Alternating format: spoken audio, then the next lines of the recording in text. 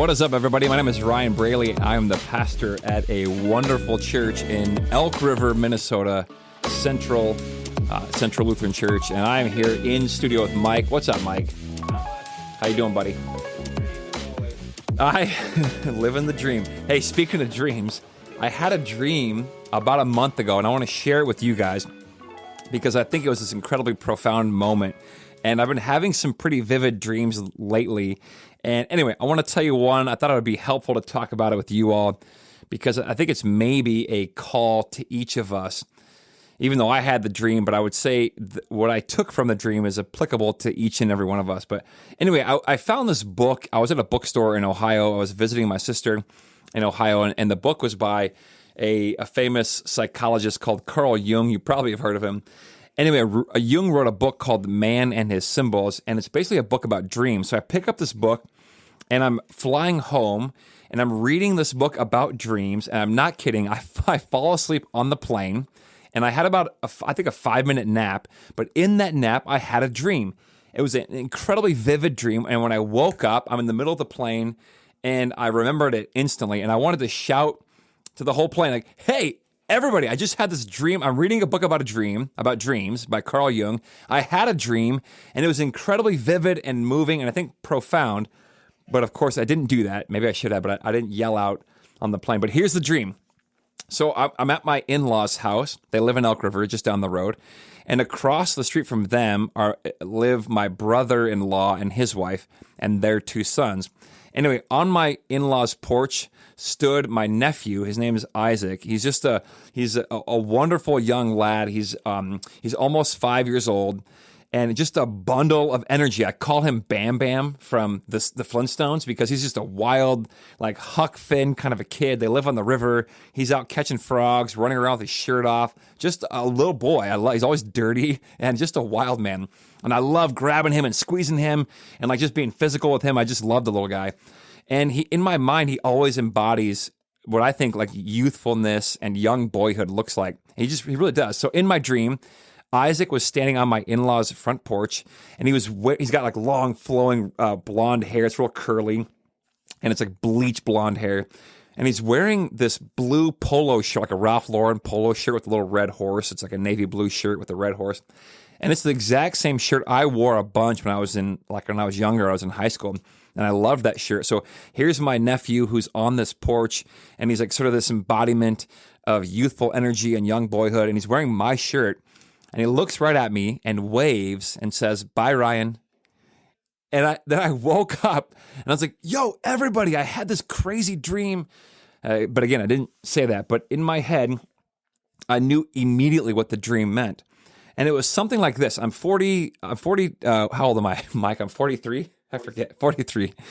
And I'm kind of coming into that, almost that middle age. And I'm trying to be intentional as I live about going into the second half of my life and being about the right things, growing deeper in a number of things, but just caring about the right things. And I want to be intentional about how I do that.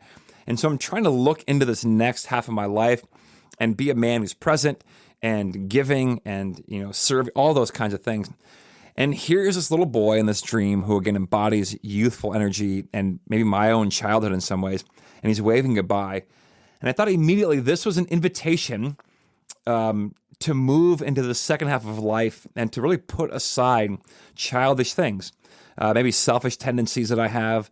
Children tend to be sort of egocentric. They think about themselves a lot. And when you're really little, they think about themselves entirely and think that the world revolves around them, like literally. And then as we grow older, we go from being egocentric to maybe like family-centric or like tribal-centric, which is a great leap to make. But then ideally, you want to keep going and become not just tribal-centric, where you only care about your tribe. You want to become sort of global-centric and have a sense of a global community that you're a part of.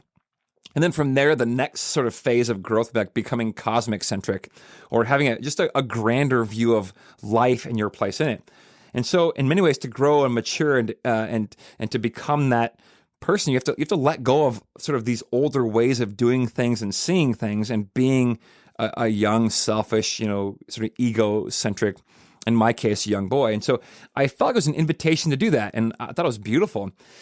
But here's the crazy thing. Like, Mike, a week later, I was thinking about this dream some more, and I was actually talking about it with a friend of mine, and he said, I wonder if it's an invitation also, not an invitation, but really like a warning.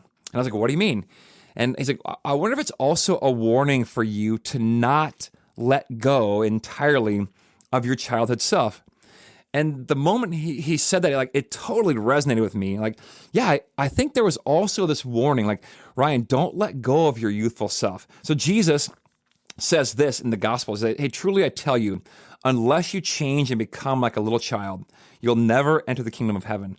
And so I thought it was like, yeah, of course, grow up. I mean, Paul says in 1 Corinthians, when I was a child, I talked like a child, I thought like a child, and I reasoned like a child. But when I became a man, Paul writes, I put away the childish things behind me. But I also think there's this invitation to all of us, like, don't lose that childhood self. Be like a child, like Jesus says, like, never lose your hope for things to get better, or your wild-eyed wonder at the world. Like, children always just have this wonderful capacity to have wonder, and they're enamored by many things, ideally, And so I think this dream for me was an invitation to move into the second half of life with my eyes wide open, to be a man who gives and serves my community and grows from being egocentric to ethnocentric to then global, maybe even cosmic-centric for sure, and to grow and mature and sacrifice, but also a warning to never let that little boy go. Like, my little boy can't drive the car because he'll crash the car, but I want to maintain that youthful exuberance and joy and excitement and wonder at the world. So my invitation to all of you is, as you grow and mature, of course, move into your second half of life or your next phase of life with your eyes wide open, give and love and sacrifice and let go of childish things, but also never lose that inner child that wants to see the world the way that Jesus sees it. All right, that's it. That's what I got for you. So love you guys. We'll talk to you soon. Peace. Hey, if you enjoy this show, I'd love to have you share it with some friends.